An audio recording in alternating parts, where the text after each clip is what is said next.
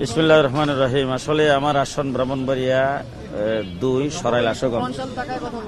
এটা বরাবরই ইসলামপন্থী, ইসলামী মূল্যবোধপন্থী, জাতীয়তাবাদপন্থী এবং বিশেষ করে বাংলাদেশের সর্ববৃহৎ দল বিএনপি, বিএনপির গাঁটি বলা যায়। তো আমি সেখান থেকে আমার জোটের পক্ষ থেকে আমাকে সেখান থেকে নির্বাচনে প্রার্থী ঘোষণা করেছেন। আমি এখান থেকে নমিনেশন পেয়েছি। আর আপনারা আরেকটা নাম যেটা বলছেন, এটা আসলে দল থেকে বহিষ্কৃত। সুতরাং এইখানে যিনি বহিষ্কৃত তার কোনো সমর্থন থাকে না, আর দল তার সাথে কেউ যাবে না।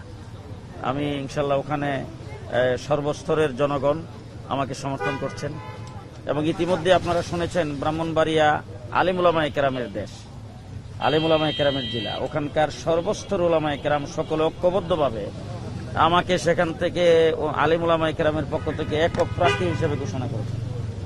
আমি ইনশাল্লাহ ওখান থেকে বিপুল ভোটে বিজয়ী হব, এর মধ্যে কোনো সন্দেহ নেই।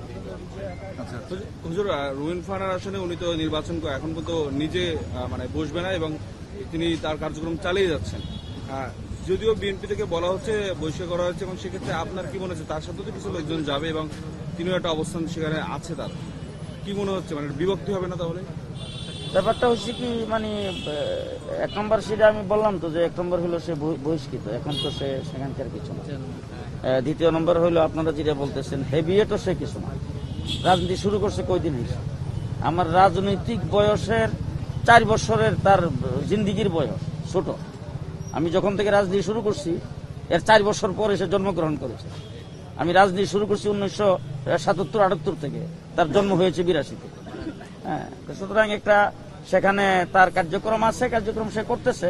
কিছু লোকজন তো বুটে এমনি একটা ব্যালট পেপার একটা মার্কা থাকলে কিছু লোকজন এমনি নসিল মারে, কথা বুঝলেন না? এরকম কিছু তো হবেই। এটা কোনো উল্লেখযোগ্য কিছু এফেক্ট সেখানে করবে না। আপনাদের 4টি আসন তো, ইনশাআল্লাহ 4টিতে আপনারা যে আমরা 4টি আসনেই আমরা বিপুল ভোটে জয়ী হব ইনশাআল্লাহ। ওকে, ধন্যবাদ।